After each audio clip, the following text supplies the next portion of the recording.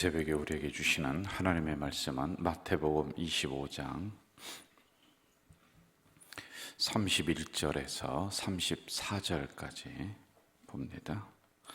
마태복음 25장 31절에서 34절까지입니다.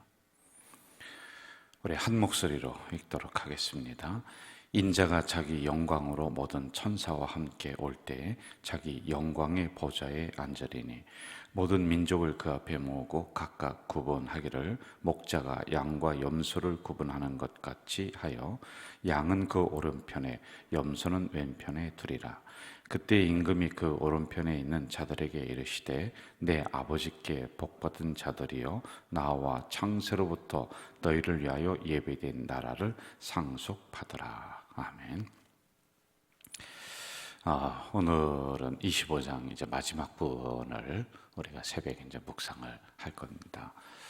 여러분 마태복음도 28장까지 있는데 거의 다 이제 왔어요. 우리가 큐티라고 하는 책자의 그 순서를 가지고서 거기 한해서 이렇게 진도를 나가려고 했는데 그게 너무 빨라요. 제가 이 부분을 좀 차근차근 해드리고 싶은 마음이 있어서 그 책과 맞지가 않습니다. 순서가. 그래도 여러분이 잘 양해를 해주시고 이렇게 받아주셔서 고맙고요. 이 마태복음이 또 강해가 끝나면은 또 큐티 책자 그 순서를 제가 다시 들어가서 그 말씀의 순서대로 제가 해드리도록 이렇게 하겠습니다. 마태복음 25장 31절 인자가 자기 영광으로 모든 천사와 함께 올 때 자기 영광의 보좌에 앉겠다. 제가 새벽에 이렇게 한 절 한 절 하는 부분들은 짧은 시간이지만은 우리가 성경을 아주 구체적으로 보는 강해 설교라고 이렇게 얘기를 해요. 근데 이것도 사실은 시간을 가지고 좀 넉넉하게 아주 세부적으로 보면 좋은데 새벽이라 그렇게 할 수 있는 부분은 아닙니다. 그래도 핵심을 가지고 제가 여러분들에게 새벽에 이 말씀을 드리니까 여러분들이 핵심적인 내용을 잘 붙잡고요. 성경에서 말씀하시는 것은 이런 것이구나. 그리고 그것을 나에게 이렇게 적용시키면 되겠구나 라고 이렇게 받아들이면 될 것 같아요.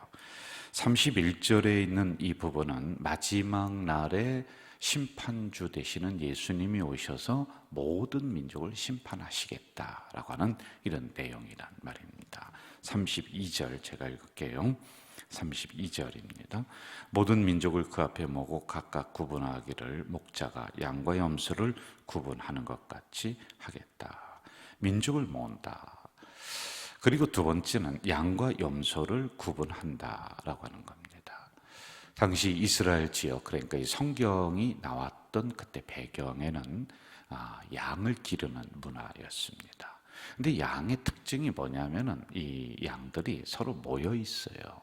자기들끼리 딱 단단하게 모여 있는데 이게 모이는 건 좋은데 뜨거운 여름에 이 양들이 모여 있다 보니까 아주 안 좋습니다. 위생상 불결해요. 그래서 이 양들을 좀 헤쳐놓고 또 풀도 좀 뜯게 하고 하려면은 그 중간중간에 뭐를 놓느냐면 염소를 같이 기릅니다. 그래서 함께 목장에 놓고 기르는 거예요. 그리고 저녁이 되면은 울타리 안으로 들어오지 않습니까? 그러면은 양은 따로 그리고 염소는 따로 이렇게 구분을 했었다라고 하는 당시의 상황이란 말입니다. 자, 그런데 여기에서 상징하는 의미가 있어요. 양은 색깔이 하얘, 흰색이에요. 그래서 의를 상징하고 선한 것을 상징하고 착한 것을 상징하는 게 양 이렇게 보는 거예요. 그리고 염소는 좀 검은 것도 있고 울긋불긋합니다. 그래서 이 염소는 악을 상징해요. 나쁜 것. 이렇게 성경은 상징을 하고 있단 말입니다. 자, 33절로 한번 좀 가볼까요? 33절. 양은 그 오른편에 염소는 왼편에 둔다. 자, 양은 오른편에 염소는 왼편에 두고 있습니다. 이것도 오른쪽이냐 왼쪽이냐에 따라서 성경이 상징하는 바가 아주 커요. 오른쪽 하면은 영광, 존귀, 생명, 그리고 힘의 상징이 오른쪽이란 말입니다. 그리고 왼쪽 하면은요, 저주, 그리고 사망, 미련함. 그래서 오른쪽에 있느냐 왼쪽에 있느냐, 그리고 오른쪽을 상징하느냐 왼쪽을 상징하느냐, 어떤 것을 적용하느냐에 따라서 그 사람이 생명이냐 사망이냐, 이렇게 비유적으로 성경은 써놓고 있다 말입니다. 자, 여러분, 이제 이렇게 비유로 말씀을 하시는데 예수님이 계속 그 제자들에게 또는 거기에 모인 사람들에게 이렇게 무엇인가를 이야기하고 있어요. 그러면 여기에서 우리가 핵심을 끄집어내야 돼요. 양이냐 염소냐, 이런 부분이 사실은 아니거든요. 그럼 양은 착한 동물이고 염소는 악한 동물이냐? 여러분, 그렇습니까? 그건 아니에요.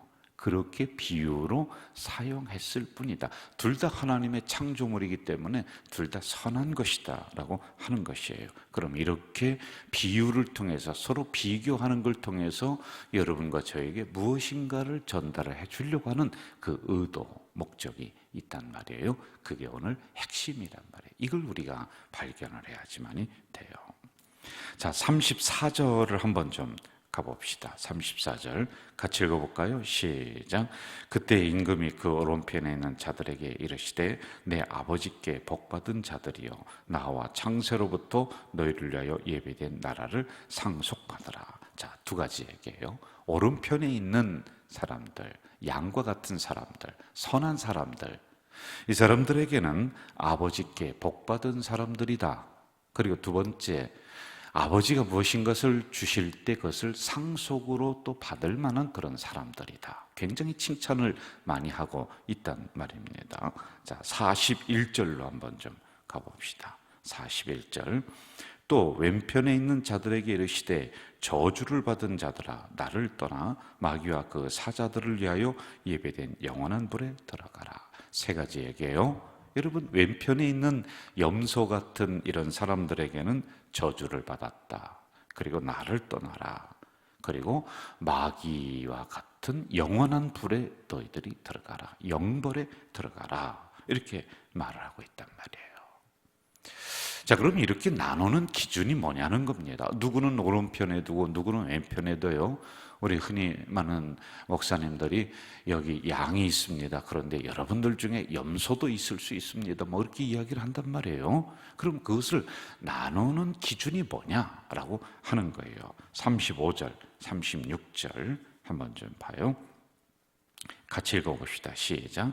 내가 줄일 때에 너희가 먹을 것을 주었고, 목마를 때에 마시게 하였고, 나그네 되었을 때에 영접하였고, 헐벗을 때에 옷을 입혔고, 병들었을 때에 돌보았고, 옥에 갇혔을 때에 와서 보았느니라. 이렇게 얘기해요. 이게 바로 오른편에 있는 사람들에게 그렇게 평가를 하고 있단 말입니다. 자, 그런데 문맥상으로 보면은 여기에 오른편에 있는 사람들은, 양으로 비유된 사람들은 뭐라고 하냐면 저는 별로 그런 기억이 없는데요, 그런 적이 없는 것 같은데요, 이렇게 이야기를 해요. 그랬을 때 40절 한번 봅시다. 40절. 임금이 대답하여 이르시되 내가 진실로 너희에게 이르노니 너희가 여기 내 형제 중에 지극히 작은 자 하나에게 한 것이 곧 내게 한 것이니라. 이렇게 말합니다.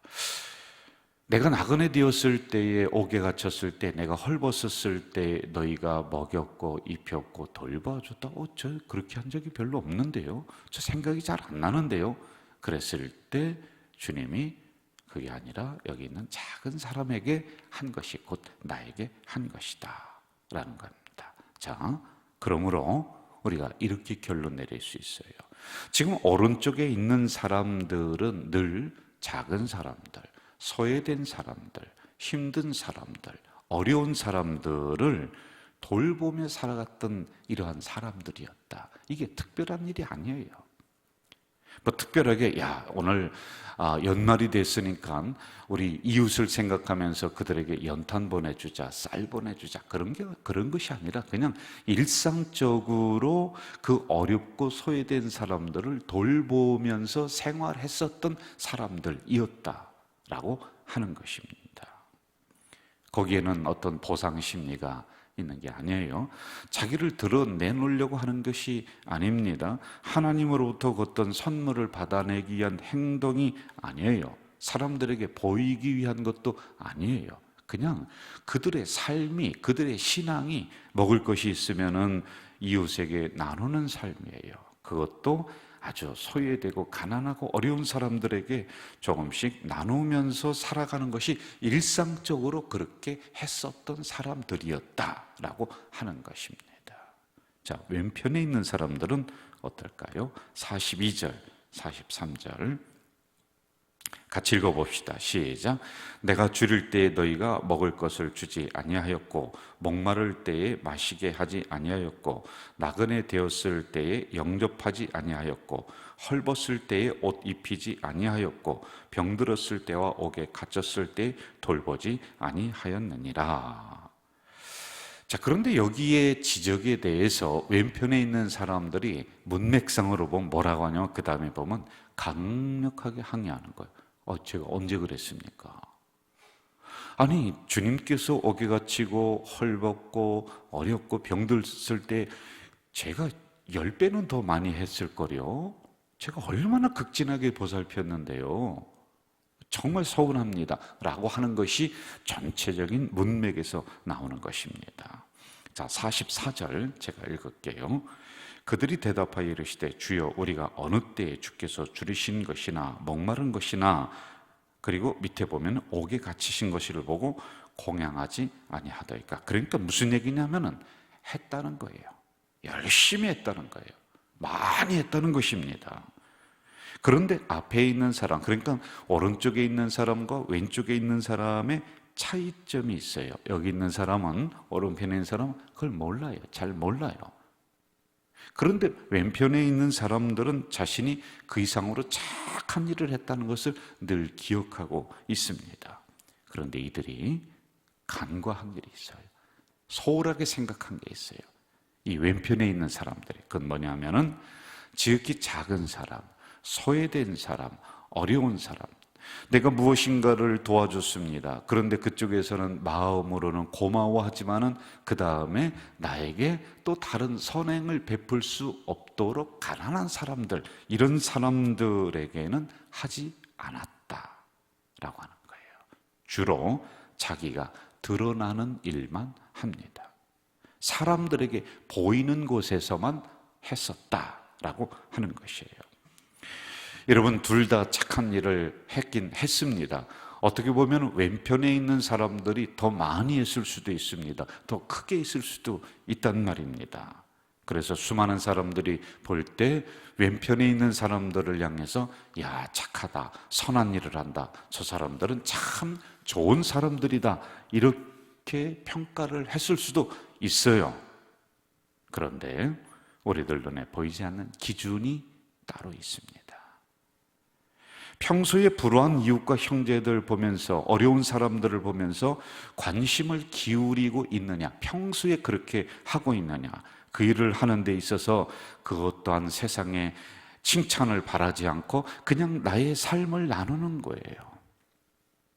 이게 여러분과 제가 해야 될 일이고, 이게 교회가 해야 될 일이라는 거예요. 우리가 신앙생활하면서 하나님의 말씀을 우리가 배워가면서 이것을 따라 나가는 사람들, 이것을 실천해 나가는 사람들은 이 하나님의 말씀이 자연스럽게 우리의 삶의 자리에서 이어지도록 만들어야 된다는 거예요. 누가 본다, 보지 않는다, 그건 중요하지 않습니다. 우리는 하나님 앞에 서 있다, 이 자세로 이 말씀이 내 삶 속에 녹아져야 돼요.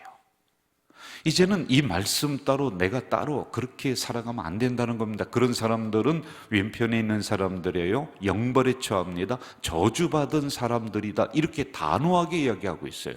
이 사람들도 열심히 하긴 했는데 또 말이에요. 이것은 말씀 따로 행동 따로. 사람들이 보는 앞에서는, 수많은 사람들이 있는 앞에서는 주여 주여 하면서 두 손 들고 기도하고 아주 착한 척을 하고 예수 잘 믿는 척을 하지만은 실제적으로 자기 혼자 있을 때는, 사람들이 보지 않을 때는 함부로 생활하고, 그러니까 말씀이 내 안에 스며들지를 않았다는 거예요. 여러분, 예수님이 이렇게 말씀하십니다. 너희가 목숨을 다하고 뜻을 다하여 주 너희 하나님을 사랑하라. 이것이 첫째 되는 계명이다. 그리고 둘째도 그와 같으니, 그러니까 첫째와 둘째가 같다는 거예요. 그럼 둘째는 뭐냐? 둘째는 내 이웃을 내 몸과 같이 사랑하라. 그러니까 여러분, 우리는 이렇게 생각을 했어요. 하나님 사랑이 가장 먼저다. 좋습니다. 그런데 하나님 사랑하는 것은 지극히 사랑합니다. 그런데 하나님을 사랑한다라고 하는 이러한 표현이 어디로 나타나야 되냐면 둘째 계명으로 나타나야 돼요. 내 옆에 있는 성도, 내 이웃, 그리고 옆에 있는 김집사 서로 사랑해야 돼요. 그런데 이건 잘 안 돼요. 우리는 따로따로 생각을 하고 살았다라고 하는 겁니다. 이걸 지적을 하고 있는 거예요. 말은 잘해요. 행동이 없어요. 여러분, 우리가 여기에 다 머물러 있는 경우가 많이 있습니다. 하나님을 사랑하고 이웃을 사랑하고 어려운 사람들을 돌보고 소외되고 가난한 사람들을 돌보는 것은 주여 하면서 기도하는 것과 동일하게 중요합니다. 그런데 우리는 특별한 날에만 이걸 하는 거로 교회는 그렇게 생각을 했어요. 교회가 있는 이유는 하나님의 복음의 말씀을 그들에게 흘려보내는 거예요. 그럼 가서 우리가 전도지만 전해주면서 당신 예수 믿으면 모든 문제 해결됩니다. 당신 예수 믿고 구원받으세요. 그것도 중요하지만은 이 말씀이 그들 속에 들어가서 실제적으로 도움을 줄 수 있도록 우리가 평상시에 가난하고 소외된 사람들을 돌보는 성도, 교회, 그리고 같은 우리 공동체 안에도 그러한 사람들을 소외하지 않고 우리가 함께 이 어려운 길을 걸어가는 우리 공동체, 그걸 이야기하고 있는 거란 말입니다. 왼편에 있는 염소와 같은 사람들은 선한 일을 하긴 합니다. 그런데 그들은 신문에 안 나오면 안 해요. 사진 기자가 와서 사진을 막 찍어줘야 되고 이름을 써서 대문짝만하게 막 올려내줘야 되고, 그런데 혼자 있으면은 사람들이 보지 않으면은 돌변해 버립니다. 하지 않습니다. 하지 않아요. 이런 이중적인 신앙, 이걸 지적하고 있는 거예요. 여기에서요. 여러분, 작은 사람, 내가 선행을 베풀었을 때 그것을 갚을 길이 없는 사람들을 사랑해야 돼요. 교회에서도요, 이름 없이 조용하게 홀로 이렇게 신앙생활하는 사람들을 우리가 같은 식구입니다라고 하는 소속감을 딱 줘야 돼요. 제가 이 강대상에서만 이야기해서 되겠습니까? 그렇지 않죠? 저도 우리 성도들이 많이 계실 때는 또 제가 어느 때는 다가가지 못할 때가 있습니다. 그럼 여러분들이 담임 목사가 되어서요, 그런 분들을 함께 끌어넣어줘야 돼요. 이게 어렵고 소외되고 힘든 사람들에게 나의 삶이 선행이 되는 거예요. 제가 설교하고 나면은 그렇게 해야지. 그런데 그렇게만 생각하고 하루 이틀 3일 지나서는 이 생각이 싹 없어집니다. 그러나 우리의 삶이, 우리의 신앙이 항상 그렇게 생활하는 거예요. 그걸 말씀하고 강조하고 있다라고 하는 것입니다.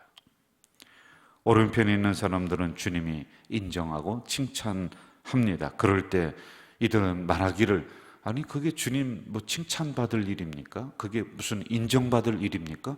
그냥 당연히 하는 건데요, 이렇게 말을 했단 말입니다. 우리는 오늘 어떻습니까? 우리 가식적인 모습들을 벗어 던져야 돼요. 그리고 좀 진실된 언행 일치가 나와야 돼요. 우리의 믿는 것과 행동하는 것이 이제 너무 차이가 나면 안 돼요. 어느 정도 좀 맞아 들어가야지만이 되는 공동체, 그리고 성도들 돼야지만이 돼요. 오늘도 말씀과 행동이 참 하나가 되어 나가는, 그렇게 노력하는 우리 공동체 되기를 간절히 부탁드립니다.